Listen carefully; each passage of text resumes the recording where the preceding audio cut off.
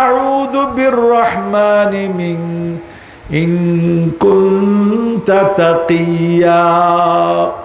তুমি যদি আল্লাহর ভয় করো, আমি তোমার অনিষ্টতা থেকে রহমানের কাছে পানা চাই। মানে তুমি আমার সামনে পুরুষ হিসাবে আমার সামনে এসছো। তখন জিবরিল আমিন কি বললেন? ক্বালা ইন্নামা আনা রাসূলু রাব্বিকি লিআহাবা লাকি গুলামান যাকিয়া। তখন তিনি বললেন, শুনো, ইন্নামা আনা রাসূলু রাব্বিক, আমি কোনো মানুষ না, আমি হলাম তোমার রবের কি, আমি রসুল, তোমার রবের আমি মেসেঞ্জার, আমি আসছি লিআহাবা লাকি গুলামান যাকিয়া। আল্লাহ তাআলা আমার একটা দায়িত্ব দিয়েছেন, তোমার একটা সুসন্তানের আমি সুসংবাদ দিয়ে যাব। তখন বিবি মরিয়ম পাল্টা ইন্টারাকশনগুলি শুনেন।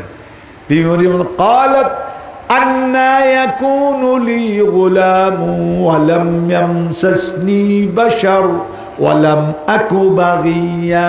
কি করে আমার সন্তান হবে?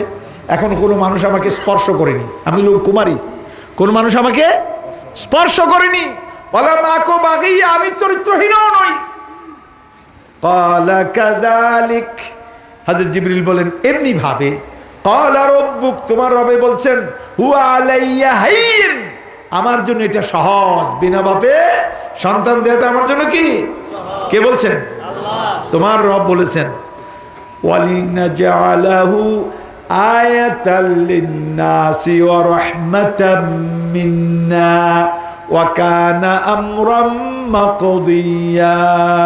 ওয়ালিনাজআলাহু আয়াতাম, এটা আল্লাহ তাআলার একটা নিদর্শন। আল্লাহ যে অলমাইটি, সর্বশক্তিমান, এটা তার প্রমাণ হিসাবে বিবি ঈসা আলাইহিস সালামকে আল্লাহ তাআলা কি করলেন? বিনা মাপে তৈরি করলেন। আর রাহমাতাম মিন্না, তিনি হলো রহমত, মানব জাতির প্রতি কি, ওই বনি ইসরাইলের প্রতি রহমত, রাহমাতাম মিন্না। সুতরাং এখানে বাইবেলের মধ্যে ওর পুরাতন নিয়ম আর নতুন নিয়ম দুটো জায়গায় এই এই হযরত আদম আলাইহিস সালামের ঘটনা আছে। আদমের বাবাও নাই, মাও নাই, বানাইছেন কি? আল্লাহ। আল্লাহ। ওইটা ছিল কঠিন, আর শুধু মা দিয়া সন্তান বানানোটা কি সহজ। তোমরা সহজটাকে বুঝতে গিয়া একজনে কয় বাস্টার, আরেকজনে কয় কার সন্তান? নাউযুবিল্লাহ মিন যালিক, আল-ইয়াযু বিল্লাহ। কোরআন জবাব দেয় কি কয় শুনো। ওর পাগলেরা কইল কি? কানা ইয়াকুলানি তাম, ঈসা আলাইহিস সালাম খানা খাইতেন, আর বিবি মরিয়মও কি করতেন? খানা খাইতেন। তা আল্লাহ তো খানা খান না, আল্লাহ তখন খানা খান না। লাম ইয়ালিদ ওয়া লাম ইউলাদ, আল্লাহুস সামাদ, লাম ইয়ালিদ ওয়া লাম ইউলাদ ওয়া লাম ইয়াকুল লাহু মান্না কারদাম, খালক তাসু দেখো নাম, মান্না কারদাম খালক তাসু দেখো নাম, লেকে তাবার বন্দেগা জু দেখো নাম। আল্লাহ তাআলা নিজে কয় আমি যত নিয়ামত সৃষ্টি করছি আমি নিজে ভোগ করার জন্য না, লেকে তাবার বন্দেগা জু দেখো নাম, আমার বান্দাদেরকে দিয়ে দেওয়ার জন্যই তো আমি এগুলি বানাচ্ছি। নিজে ভোগ করেন না তো, নিজে তিনি ভোগ করেন না, নিজে খান না, নিজে পান করেন না, তো তার ঘরে যখন সন্তান হইলো, এই সন্তানে আবার খানা খায় খায়। আল্লাহর ঘরে তো আল্লাহই হইব, আল্লাহর ঘরে কি হবে? আল্লাহ হবে।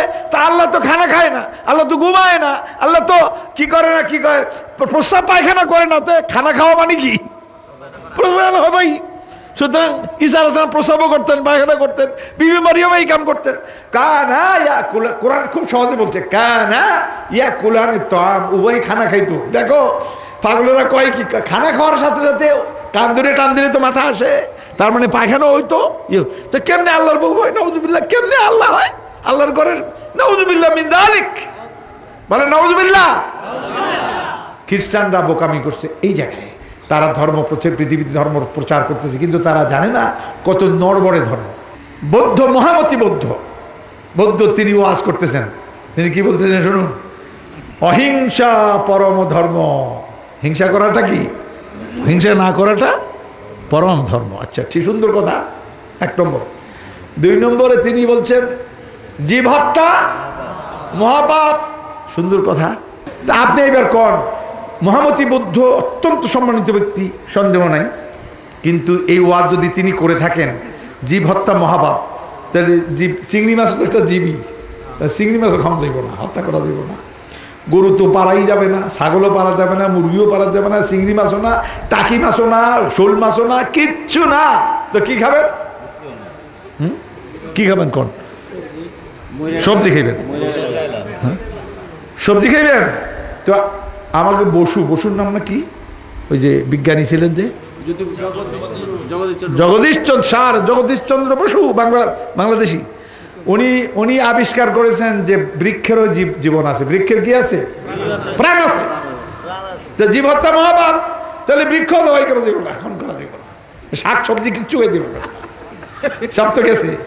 কাজেই বিজ্ঞান দিয়ে কোরআনে কোনো জায়গায় আটকাতে পারবেন না, কোন ধর্মই টিকবে না বিজ্ঞানের কোন যুক্তির সঙ্গে, সমস্ত ধর্ম উড়ে যাবে,